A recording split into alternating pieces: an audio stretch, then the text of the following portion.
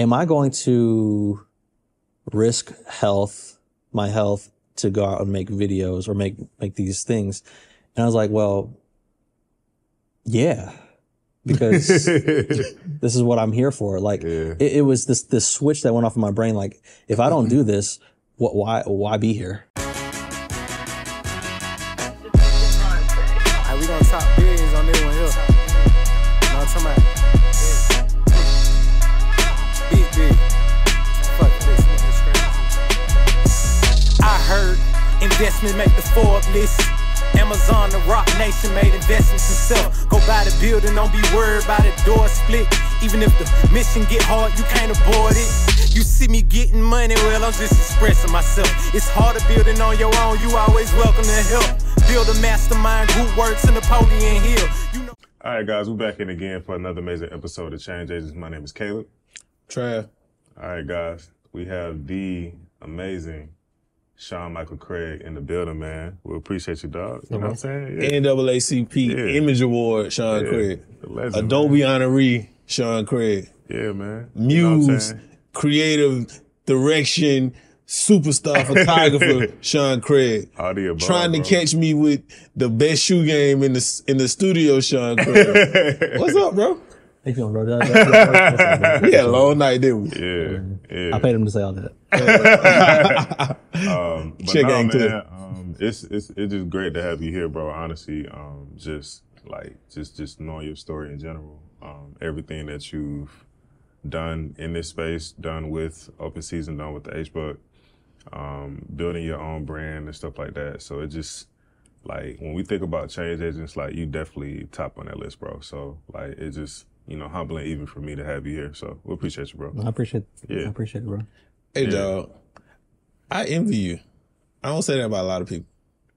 And outside of personal stuff, every time I see you do something dope, the first thing I remember is Caleb be like, man, 6 years ago or 7 years ago, Shawn Craig ain't even know what a C-stand was, which is crazy. So, I don't lead with that.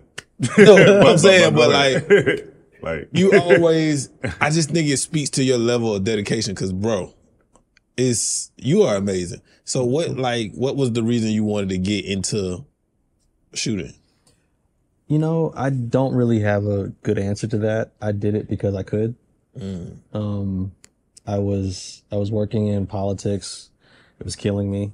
And I picked up a camera because it seemed like that's my closest way to freedom. And I've always had a affinity. Huh? That's a bar. Oh. Yeah, maybe. I always felt that an affinity to image making. My mom got me a disposable camera when I was a kid. Used to play around with that. I always had the family camcorder. Always played around with that. And it just was something that came natural to me, but I also had to put energy and effort into. So when I realized you can actually do this to make money, I said, let's just do it. And then how did you meet Caleb? We met, bro, and I'll tell this story, man. So it was 2016, not 2016, probably 2017, maybe. I could be wrong. Yes, I'm wrong. I feel like 2017 was the year. Yep. And, I was shooting a video for K-Camp, with Jarrell back then. And it was just us, and I think we had, like, a little money from, like, Dat Piff. I think they gave us some funding to shoot a video, 2 videos. I think we shot them over 2 days. And this was like, the song was Take It From Me. And it was K-Camp. And we shot at the warehouse down the street. This was 3 years before we even got this space, obviously. And, man, like, I just seen like a few people reaching out to like, just shoot BTS, saying what we kind of do now. And, I'm not gonna name who else came out that night, but Shawn was one of the few people that actually showed up and, shot great BTS photos, but also on top of that, like, one thing that you really can't teach in this space is just situational awareness and understanding what needs to be done, when it's a place to kind of like jump in and have like a conversation, like things like that. Like, like if the director or if anybody is on set, of value, if they're there, like they probably thinking about like certain shots or they thinking about how to kind of position I never had to teach Shawn how to like have situational awareness. He just already had that. And on top of that, like, just to say this too, bro, like, you've always had like a knack for just learning or wanting to learn and wanting to implement the things that's going to help your career. Mm-hmm. And a lot of people that we deal with, like, they say they want to learn something and they really don't. So like on that day, bro, like, we shooting the video and like Shawn is just like, bro, like he all over getting BTS. He's moving lights. He's picking up sandbags. He's like really submerging himself, filling in the gaps. Like, and I just want to like, you know, use that as like a phrase. Like, bro, when we talk about value, like if more people just fill in the gaps, like everything operationally would be better. Just fill in the gaps. Like you ain't got to be like the main person with the bright idea every time. I don't have to be the person with the bright idea every time, and I prefer not to be. Like I'm cool with just filling in the gaps, and I think if more people would just like get outside of their ego, which Shawn did, you know, that day, and you know he was just down to do whatever. I'm gonna give a very specific story too. You probably forgot about this, but like that night we was shooting, bro, and I feel like when you have crappy or something like that, and I needed like a case of water, and my car was like full of like equipment, and you remember we went around, and we got a case of water from like the gas station down the street, and he was willing to do that, bro. Like he wasn't paid to be there, he didn't have to do that. Most PAs, they ain't even got cars, bro. Like I'm just being honest. Like we got in this car, we went to figure that out, and then drove back, no questions asked. Like. Yo, most people be like, yo, bro, like, where my money at? Like, or like, I came here to shoot. I ain't come here to go get the water. Like, what? Like, Shawn was like, yo, bro, all right, cool, let's go. I totally forgot about that. That's crazy. Certain things like that, like, I just don't forget. So, again, bro, like, when we talk about change agents, bro, like, you definitely top on the list, bro. I appreciate that. Another thing from that night, I remember there's a couple things you put on your story. So, like, I found him on Instagram. I think I found you or Drell, and they were doing these cool, like, you probably still see these, but these three like things, and it was like a boomerang where the person would go this, right, and then reverse. Yeah. And I was like, "What is this? Who are these people?" I followed immediately. It was the coolest thing I saw on Instagram at the time. Yeah. And after that, I was like, every time I would see them post something like "need extra hand," I would just throw something in like, "Hey, what time, what day?" And usually I was always doing something. Right. And then this particular time I happened to be free. Yeah. It's like, bet I'm pulling up. But it was like the worst time ever. It was like. I just worked a full day at work. I was working in politics at the time. And it was, they were saying something to the effect of, oh, yeah, it's going to be 11. We're going to meet up at 11. It's like 11 a.m.? Nah, 11 p.m. I was like, oh, no. Yeah, bro. It was a late night shoot. I was like, no. I was like, I ain't even know that you had work that day. Oh, yeah, bro. Yeah. Full day. But like that's crazy. We did this thing. I got there at 11 o'clock. I was like, yeah, let me just, you know what? Whatever. Let's see what happens. And then I think I asked you, well, what do you need help with? Yeah. And I was like, you want BTS, right? He's like, well, BTS is cool, but could you really help me carry these stands? Yeah. And I was like, oh, yeah, whatever. Yeah. And I was like, but you got to show me how to use it. I don't know. I never, what is that? And it was a C stand. And that's how that story happened. Right. Yeah, that was a cool day. And I actually, what's funny is I was going through a hard drive and I found all that old, I was shooting video that day too. Yeah. I didn't even remember that. I sent you the photos, but I never sent you the video. I'll send you that one day. Was it fire? Heat. Man, that's crazy, bro. So like, just going from that day and like, bro, like, I ain't gonna say no names, but like, you know who else was there shooting BTS too, and you kind of see where they at. So like, just seeing, y'all gotta tell me, okay, the type of like mindset and approach that you've had and the foresight that you've had. Like, going from that day, bro, like, did you ever see it get to where it got now? Like, did you ever see that? So, initially, my goal was, can I make money, at least enough money to pay my bills doing this?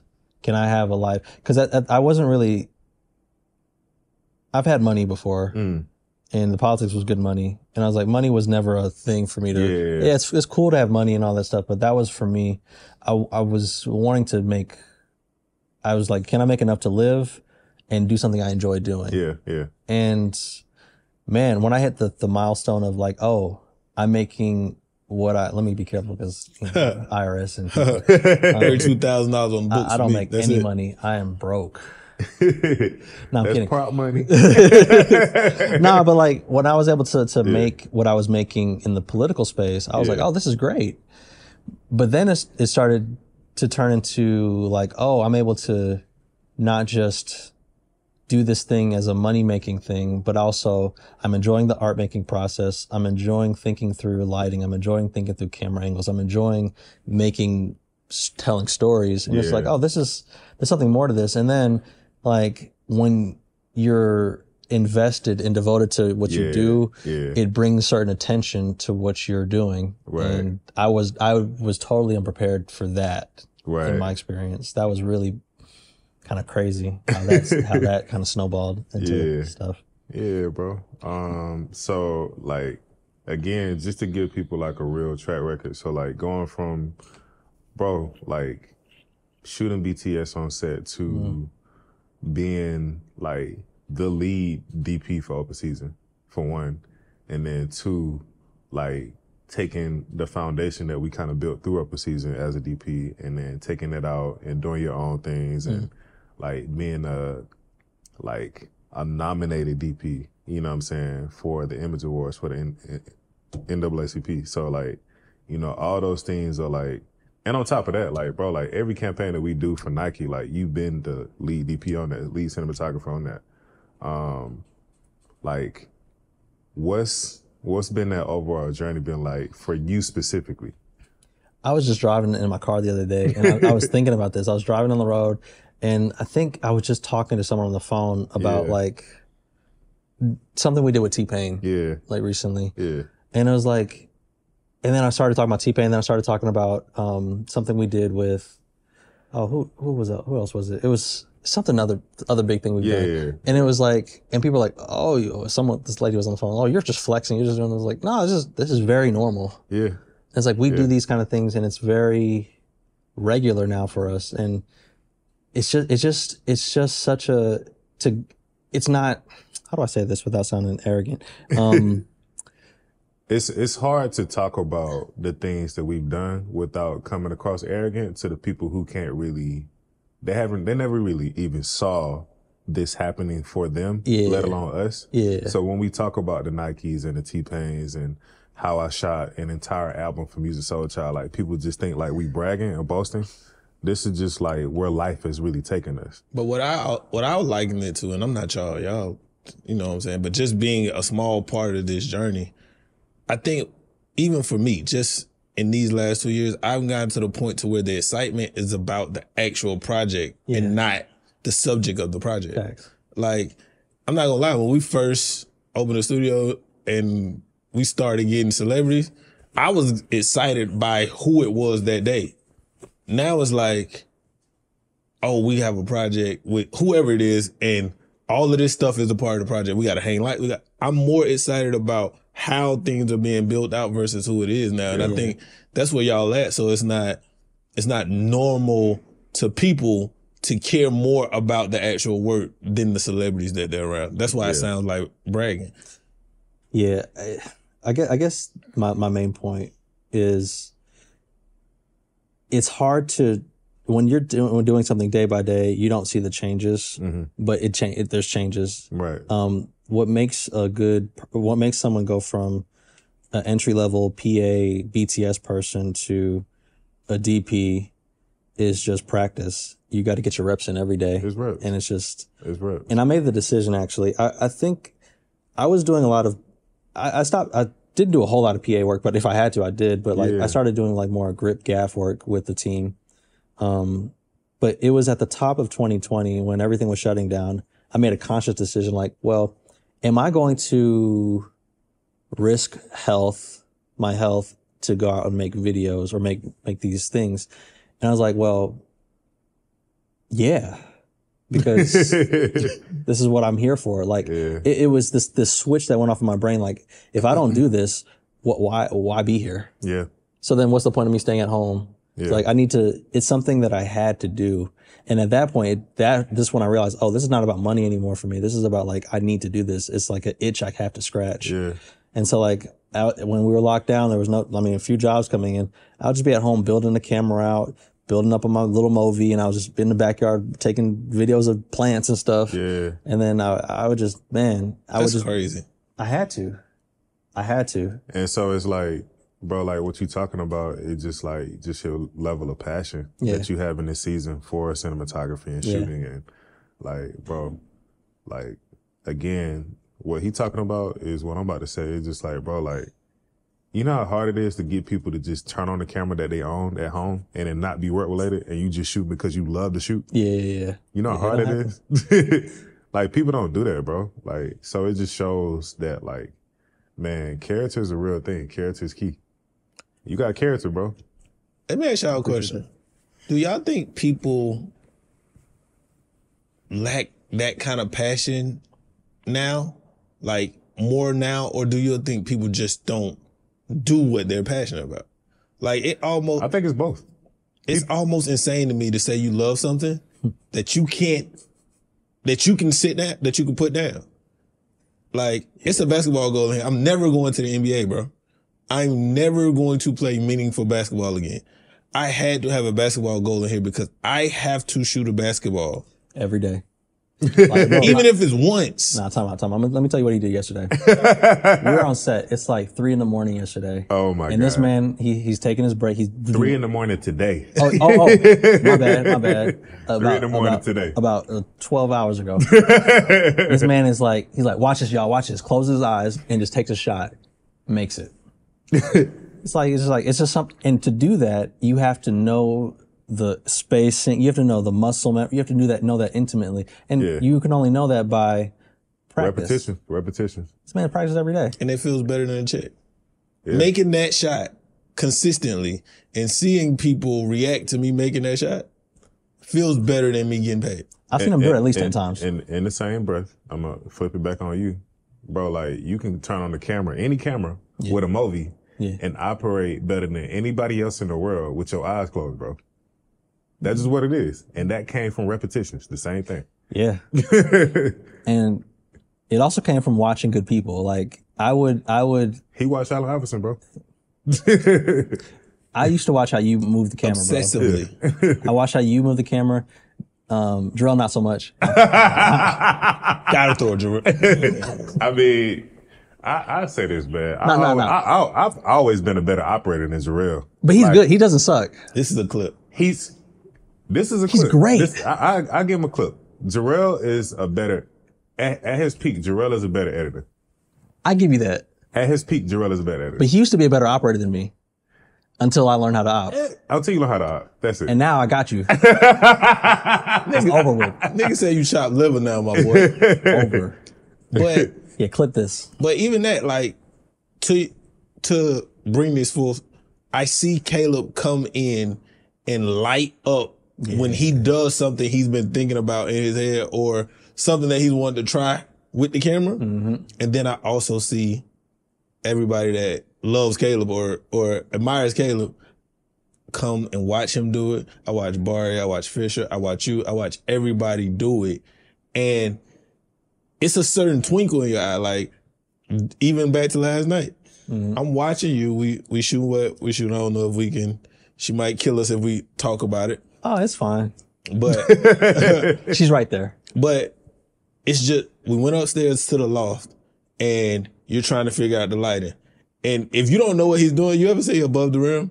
You seen Above the Rim? I seen it. You remember when Shep was playing basketball without a ball? Facts. That's what it felt like last night. So I'm watching Shawn set up these lights and he's over there. He's like, and he's touching the wood. Like, he's literally acting out what he's about to do with no camera, no model, no nothing. And it looks like he's having an exorcism. Like, that's what it looked like. Yeah. I'm not lying. But it's just a certain passion there. And I'm like, I want to believe that everybody has that, but they don't. Yeah. Yeah, you know. For something. You know, and that's sad to me. Like, if you can't find something to live for, then, man. So to that point though, I've lived several lives. I've done so many different things in my life and I've traveled the world. I've been everywhere. And, you know, I didn't know what I wanted until I knew what I wanted. That's a bar. And you have to keep trying different things and being open to saying, I'm going to try this new thing. I'm going to try this venture. Man, I've lived so many different places, done so many different things. And unless you're willing to put yourself out there and try different things, you're not going to know. And I think people are scared to try. Scared. That's not English. People are afraid to try. Therefore, they're not going to find what they're looking for. Mm-hmm. That's true. Cause like, I've done a lot of different things that had nothing to do with this. Dog, I don't sleep because of this now. Mm. And it's not even the business side, bro. Like, sometimes I wake up and I be like, this gonna sound like I'm boasting or, like gassing y'all. I literally wake up sometimes and rewatch y'all stories. Oh, wow. That I've seen already, that I was on set for. Like, it makes me feel like watching Allen Iverson highlights at 3 a.m. that I saw the game. I used to rewatch basketball games that I watched. Like, okay, Philly played at 7 o'clock. At 2 a.m, I would rewatch the game and people thought I was crazy. But I just had a passion. And I don't even think it's possible to find that kind of passion in people. What I mean is, one day I hope I get married. At the best marriage, the passion for my partner will never be the same as the passion for whatever the other thing is, because I feel like everybody need it, but it's almost depressing that I feel like nobody need it. I watch people say, oh, I want to be Oprah, right? And they don't wake up every day and film themselves asking questions. Or somebody say, all these kids, I got AU team, I got all these names. They say they love basketball. They play basketball 2 times a week, 2 hours a day. And I'm like, is the passion dead and people have become robots because of all this technology? Or is it just harder to find? Like, it really bothers me, but you're right. People got to get out and try all these different things. And I know us. I don't know them, the people that you're talking about, but I do know that we have issues. Yeah, we crazy. Like, we have problems. Like, you have to have a certain level of not regularness. Crazy. To be able to just continue to do the same thing for 10 hours straight or 15 hours straight, you know? And it's just without sounding arrogant or patting ourselves on the back. It's just, you have to be able to have this level of just, I have to do this to do anything great. I think that's what some people might call it crazy, man, but to me, I like to call it faith. Like, honestly, like to come here and to do what we do on days when we don't feel like doing it at all, and nobody around feels like doing it at all, and they still showing up and doing it. Like, that's just faith in understanding what the end goal is. Like, that's what it is for me. Like, I understand what the end goal is with this podcast. You know, and that's just my approach with everything that I agree to do. You know what I'm saying? And that's the same thing. Or I'm not going to agree to do it. Yeah, or I'm just not going to agree to do it. Period. It's as simple as that. Now, I want to pivot a little bit. Yeah, go for it. Because you are the epitome of a team player to me. Okay. But I want to talk about Shawn Craig projects. Not open season projects, not HBUC projects, not... What are your favorite Shawn Craig projects? So, I mean, if I reference them, no one's going to know about it because I don't post anything about them. This is exactly why I'm asking. All right. He's so mad about that. You saw how his eyes just like fluttered in his mind. He's just so upset. He wishes he could take all my hard drives and take all my stuff and post it for me, which I might do anyway. And I don't want nothing for it. I just want the world to see it. Yeah, I think. And know you did it. So, to give context, it is about to be March, or what is it, May? It's about to be May. I probably have shot at least 90 things this year. Yeah. Like, in some weeks or some days, it was just like at least 2-3 shoots a day. And I don't know, it's just something that's, because I work that much because I like the reps. And I just create projects. I create passion projects. A lot of the stuff I do is in the space of fashion for my personal stuff. A lot of the stuff is to do with, I like doing like visual poems type things. Those are very interesting to me. anything that's like abstract and artsy, I'm for it. So some projects that I really enjoyed, back to your question, projects I really enjoyed doing was I've done a couple projects with my buddy, Will. He goes by WJ Lofton on Instagram, and he's just an amazing poet. He's just super talented. We did a project 2 years ago for Breonna Taylor. Wait, no. What's her name? We got to edit this. What's her name? Breonna Taylor. Breonna Taylor. So we did this project for Breonna Taylor, and it was called We Ask for Fire. It's basically a piece that came out of the frustration when the cops didn't get immediate justice. Like, so we went out to Arabian Mountain. We shot this beautiful thing, and I'll send you a clip so you can add it here, probably. And I just need it anyway because I'm gonna put all your stuff out. Okay. That was a really a good piece. The day we dropped it, Time Magazine dropped the cover of Breonna Taylor, and it used the same color palette we used in our film. And immediately after, like, I think after we posted it, maybe an hour later, the thing goes viral on Twitter. The thing goes really big, and like Ava DuVernay reposts it, and then she creates this entire, like, I don't know if it's directly related to what we did. I don't want to say that, but she creates this entire program created. I'll say it. It's possible. She creates this entire thing called Leap, and then we're one of the first funded projects. She funded another project we did right after that, and Caleb jumped on that one too with me. And it was another visual poem that we did that I think we knocked that one out of the park too. But yeah, I love doing those kind of things. I'm trying to think of another project that I did. Well, the NAACP nominated project that we did that got the screening at South by Southwest EDU. That was a really good project called This Is Our Black.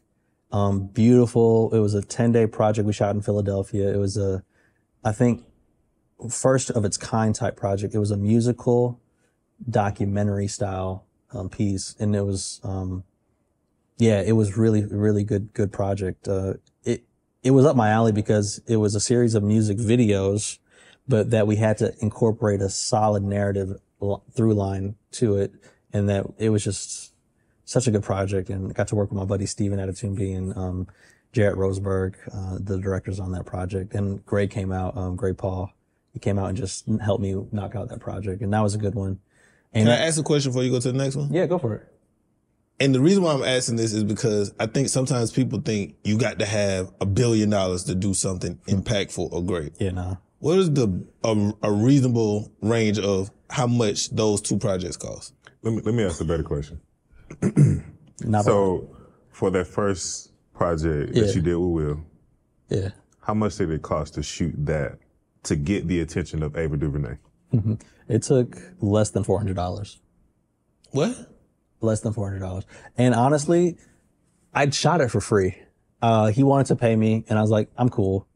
I do that a lot, which might not be smart sometimes, but sometimes to me, the art's more important, and money can mess up the art. And so, yeah, I shot that one for free. But in the other project, it was more than 400, but it was not.